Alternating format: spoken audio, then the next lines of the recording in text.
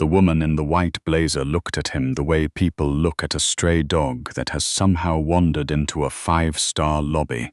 Not with anger, exactly, but with that particular kind of cold contempt that doesn't even bother to hide itself. She didn't know his name yet. That was the problem. That was always the problem.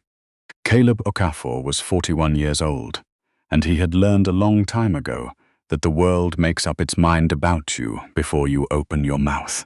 He had learned it in middle school in Columbus, Ohio, when his teacher handed back his science fair project, the one he'd spent 3 weeks building, the one that actually worked, and said, with genuine surprise in her voice, "Did someone help you with this?"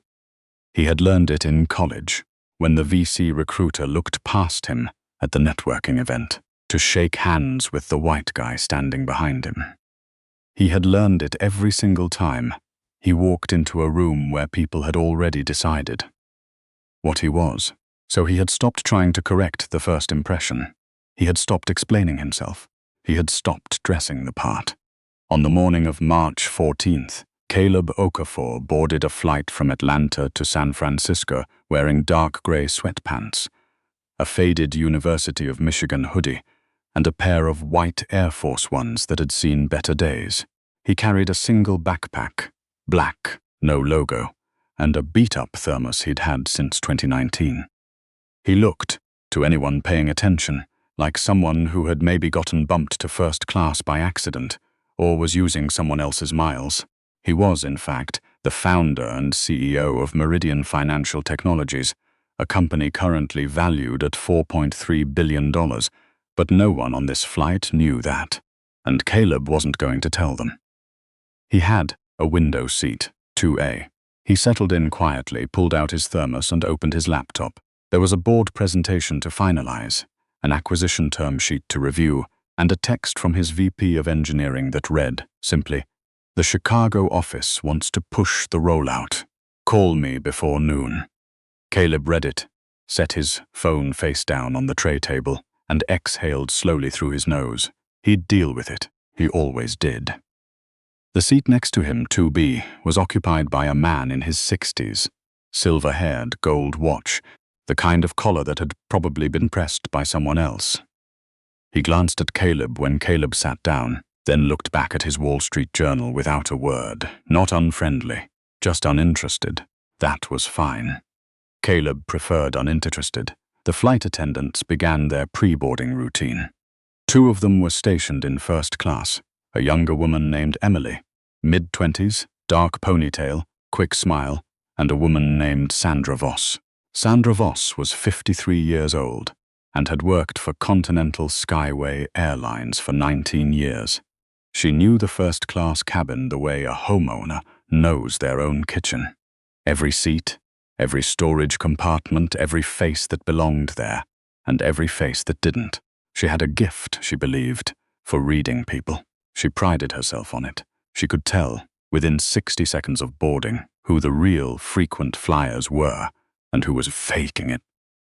She looked at Caleb Okafor in seat 2A and made up her mind in about 4. She watched him from the galley the way you watch something you're not sure about. He'd pulled out a laptop, but the laptop had a cracked corner. His thermos had a dent in it. The hoodie had a small bleach stain near the left cuff that he clearly hadn't noticed. His shoes were clean, she supposed, but they were sneakers, in first class. She had seen this before. Not often, but enough times. People who found a deal or used points or got upgraded and didn't quite know how to carry it. She straightened her blazer and walked over. "Excuse me," she said, stopping at 2A.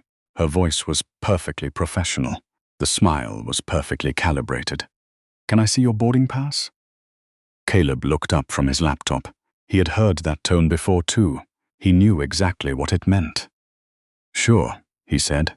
He reached into the front pocket of his backpack, pulled out his phone, and opened the Delta app. Boarding pass. Seat 2A. First class. His name printed clearly at the top.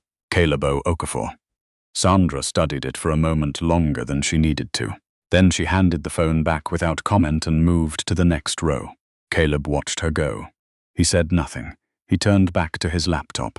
Emily, who had been stocking the overhead bins on the other side of the cabin, had seen the exchange. She caught Caleb's eye briefly and gave him a small, apologetic half-smile, the kind that says, "I see it too and I'm sorry," and then looked away quickly. She was new enough to this job that she hadn't yet learned how to look past the things Sandra did. She was still in the phase where it bothered her. The plane filled up, the door sealed, the safety demonstration played on the screens overhead, and Caleb barely looked up from his work. He was in the middle of a slide deck. Market expansion.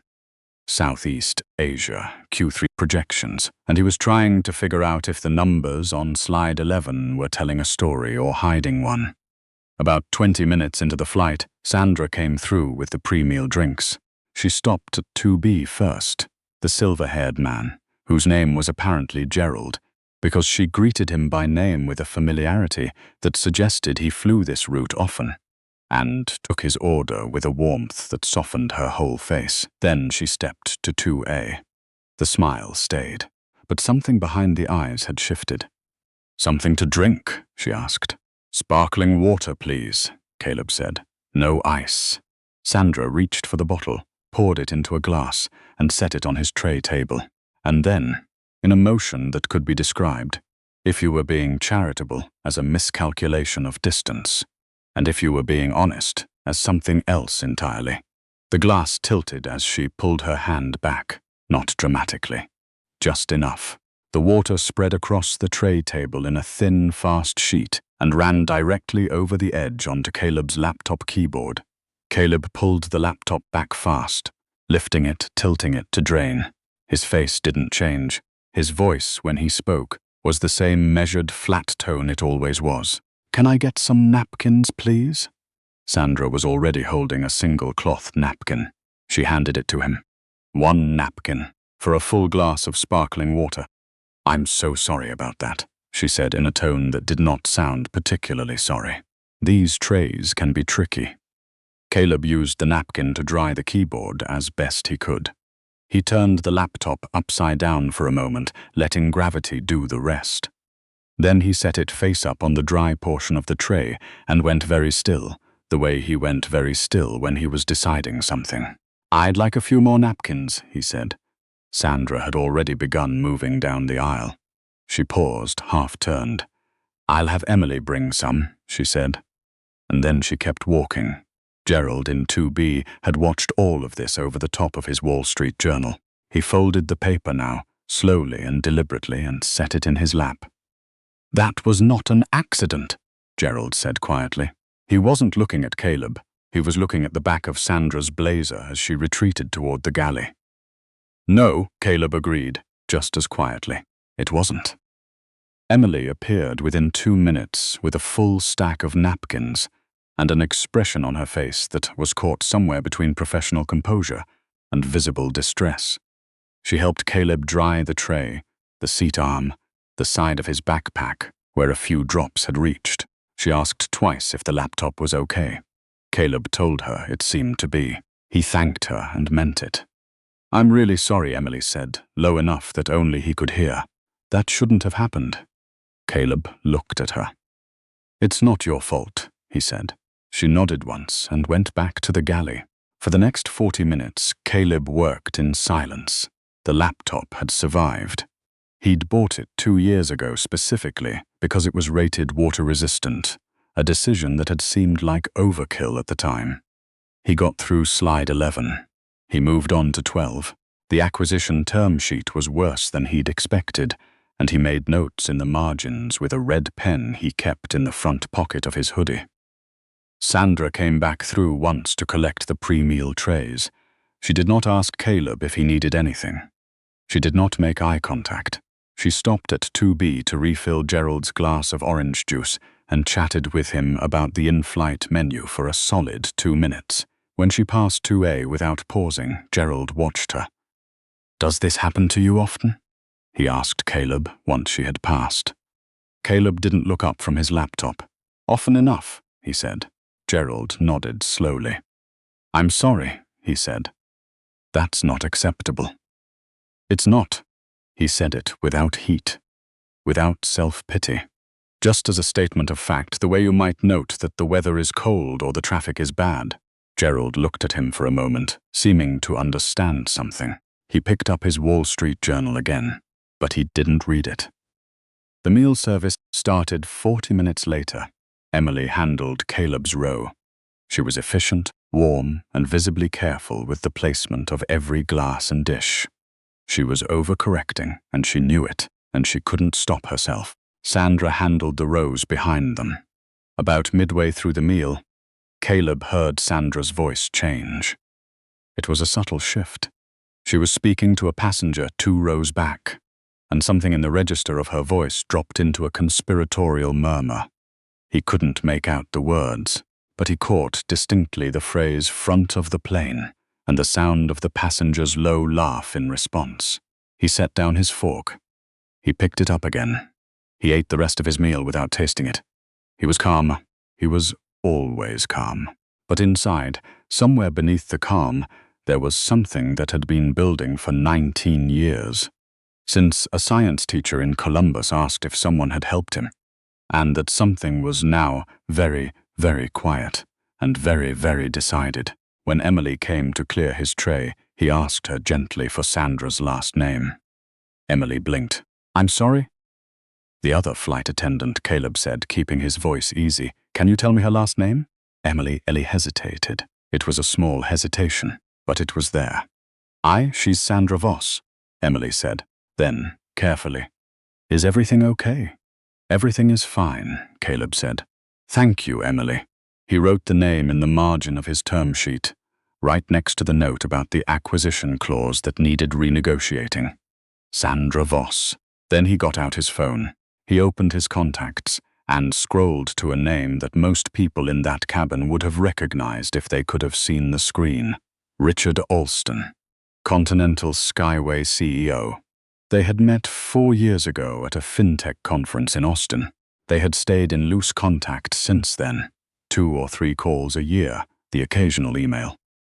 Richard had tried to get Meridian to run its payment infrastructure through Continental Skyway's corporate accounts. Caleb had declined politely. The relationship had remained friendly. Caleb did not call Richard Alston. He thought about it. He held the phone for a moment and then set it back down on the tray table. Not yet. He had learned, over the course of his career, that the most powerful thing you could do was also often the slowest thing. That patience was not weakness. That silence was not surrender. That the people who moved first and loudest were almost never the people who won. He would wait. He would land. He would take a breath. And then he would make a decision from a place of clarity rather than a place of anger. This was the discipline he had built, over decades, that the Sandra Vosses of the world didn't know he had. They thought the quiet meant he wasn't going to do anything. They thought the hoodie meant he didn't have anything. They thought the thermos and the cracked laptop corner and the bleach stain on the cuff meant that someone like Sandra could pour a glass of water on him and walk away, and the world would simply move on. They were wrong. He opened a new note on his phone and began typing. Methodically, calmly, everything that had happened, in order with timestamps. The initial boarding pass check, the water, the single napkin, the comment she made 2 rows back that he hadn't fully heard, the deliberate non-service, Emily's name, Sandra's name, flight number, seat number, date. He would not forget a single thing. He never did. The plane landed at SFO at 2:47 p.m. Pacific time, 14 minutes ahead of schedule. Caleb stayed in his seat while the rest of the cabin stirred and stood and reached for bags. He finished the note on his phone. He reviewed it once. He read it the way he read every document before he acted on it, looking for anything he might have gotten wrong, any detail he might have misremembered, any place where he was letting emotion shape the record. He found nothing. The record was accurate. Gerald, standing in the aisle waiting for the row ahead to clear, looked down at him. "It was good to sit beside you," Gerald said. "I mean that." Caleb looked up. "Thank you," he said. "I mean that too."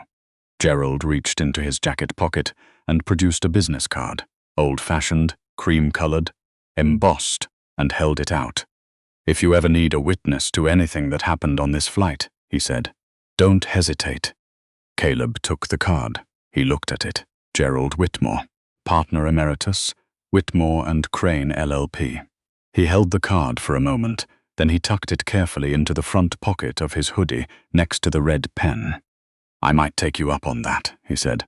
Gerald gave a single nod, the nod of a man who has seen enough of the world to know when something matters, and moved toward the exit.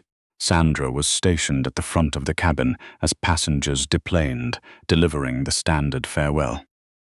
"Thank you for flying Continental Skyway. Have a great afternoon. Thank you for flying with us." Caleb watched her as he approached. Her expression was the same as it had been since the moment he boarded. Professional surface, dismissal underneath.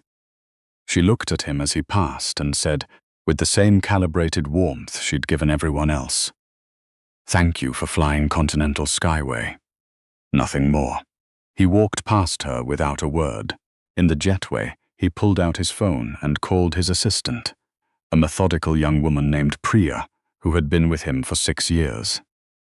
"I need you to find out who handles executive complaints and media relations at Continental Skyway Airlines," he said. "The VP level or above. Also find me the name of the head of HR. Give me 20 minutes, Priya said. She didn't ask why. That was one of the things he valued most about her. "Take 30, he said. "I'm getting a coffee first." What happened next did not happen fast. This is important to understand, because the people who think power means noise, who think that a man like Caleb Okafor should have stood up in that cabin and announced who he was, should have made a scene, should have demanded to speak to someone. Those people don't understand how power actually works. Power is patient. Caleb spent 90 minutes in a conference room at the SFO Meridian satellite office on a call with his VP of engineering about the Chicago rollout. He reviewed the acquisition term sheet for an hour after that, made his notes, sent them to legal. He went to dinner with his West Coast product team at a Vietnamese restaurant in the Mission District that he'd been going to since 2017. And he ordered the same thing he always ordered. And he listened to his team talk about their work with the focused attention that made people feel, in his presence, like the most important person in the room. He got back to his hotel at 9:15 p.m. He ordered tea from room service. He took a shower. Then he sat down at the desk by the window, opened his laptop, which was fully functional. The water hadn't damaged it after all, and wrote an email. Not to Richard Alston. Not yet. He wrote to Continental Skyway's senior VP of customer experience, a woman named Dana Park, whose email he had obtained through Priya in about 12 minutes. He CC'd Continental Skyway's head of HR and the airline's general counsel. He wrote 6 paragraphs. He included the full time-stamped account he had written on the plane. He included his flight number, his seat number, both flight attendants' names, and Gerald Whitmore's business card information as an available corroborating witness. The email was not angry. It was not emotional. It read the way a term sheet reads. Precise, documented, measured, and absolutely impossible to dismiss. In the final paragraph, he identified himself fully. "My name is Caleb Okafor. I am the founder and CEO of Meridian Financial Technologies. I am a titanium-level frequent flyer with Continental Skyway and have been for the past 7 years. I am sharing this account not because of who I am, but because of what was done. And more importantly, because I am aware that a passenger without my resources, my documentation, or my contacts would have had no recourse at all. That is the deeper problem I am asking you to address." He read the email twice. He sent it at 10:43 p.m. At 7:18 the following morning, his phone rang. It was Dana Park. She was professional. She was clearly rattled. She apologized sincerely and specifically for what had happened. She told him that the matter was being investigated immediately and that Continental Skyway took incidents of this nature. She used the phrase, "incidents of this nature," very carefully, with the utmost seriousness. Caleb listened. "I appreciate the call," he said. "I want to be clear about what I'd like to see happen. Not for me, for the next passenger who can't make this call." There was a brief pause on Dana Park's end. "Of course," she said. "What would you like to see?" "Training," he said. "Real training, not a checklist. Something with teeth. And accountability at the supervisory level, not just the individual employee level." Whatever Sandra Voss did or didn't know she was doing, someone above her created the environment where she thought it was acceptable. Another pause, longer this time. "I hear you." "Good," Dana Park said, "because I'm also going to be publishing an account of this on my platform where I have some reach. Not to destroy anyone, I don't want that. But I do want people to know that this happens, and that it happened to me, and that it can happen to anyone. And I want them to know how the airline responded." The silence on Dana Park's end was the specific silence of an executive running numbers in her head. Caleb had heard it before. He waited. "We will take your requests seriously," Dana Park said.